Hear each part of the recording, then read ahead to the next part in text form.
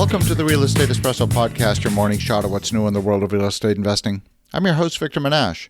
On today's show, we're talking about the rules that some have used to game the system. This story is from one of the most tenant-friendly states in the U.S. It's stories like this that make investors' skin crawl. And one of the worst examples of abuse, a homeowner in Nassau County, New York, out on Long Island, was able to purchase a 3-bedroom, 2.5-bath home back in October of 1998 for $290,000 with a $58,000 down payment. He made the first mortgage payment of $1,602 and then never paid again.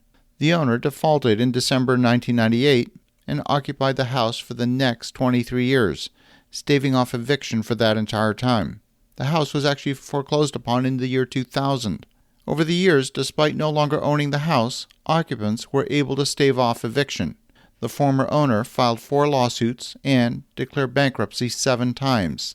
Each one of these actions paused the eviction process. Other people who declared themselves to be occupants of the house also declared bankruptcy during their stay in the home. Turns out that declaring bankruptcy in New York State is good enough reason to request a stay of eviction.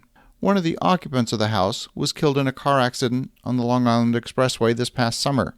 Lawyers for the occupant's estate even argued that the dead man's estate should qualify for protection from eviction, even though legally, tenancy rights end when someone dies. The property changed several hands during those 23 years. The current owner, Diamond Ridge Capital, bought the home from Chase Bank in 2018 for $184,000. The owners offered cash for keys. They offered $20,000 to the occupants for them to leave. Instead, the occupant filed for bankruptcy twice more. New York State is no stranger to regulations that favor tenants. Back when I was a teenager, my aunt owned a house located in Putnam Lake that was on the border of the New York-Connecticut state border. She had rented the house to an Amtrak employee. This particular Amtrak employee actually was the former guitar player for the 1960s rock band called Grassroots. And this particular tenant was on a disability pension from the railway. My aunt left the house to stay with relatives in Queens, leaving me, as a teenager, to get my first experience as a landlord with a deadbeat tenant. Turns out that in New York State, you can successfully argue that an eviction during the school year would be disruptive to the children, and therefore, the eviction proceedings can be paused for the entire school year. That creates a short window during the summer holidays when these evictions can be processed. We were eventually able to evict, but it took 2 years before we were able to regain possession of the property. The pandemic saw a national moratorium on evictions, in addition to the numerous state and local government actions to protect tenants. After numerous extensions, the U.S. Supreme Court struck down the policy stating that the Center for Disease Control didn't have the power to affect real estate law. Current New York Governor Kathy Hochul ordered an extraordinary session of the state's legislature to address the eviction crisis, calling the Supreme Court's decision heartless. Governor Hochul took the governor's post after Governor Cuomo resigned amid sexual harassment allegations. Renters in New York will have protection from evictions at least until January 15, 2022, after the New York State Legislature voted to extend the existing state-level eviction moratorium. Landlords, though, now have the right to request a hearing in housing court to contest any tenant's claim of financial hardship that protected them from eviction.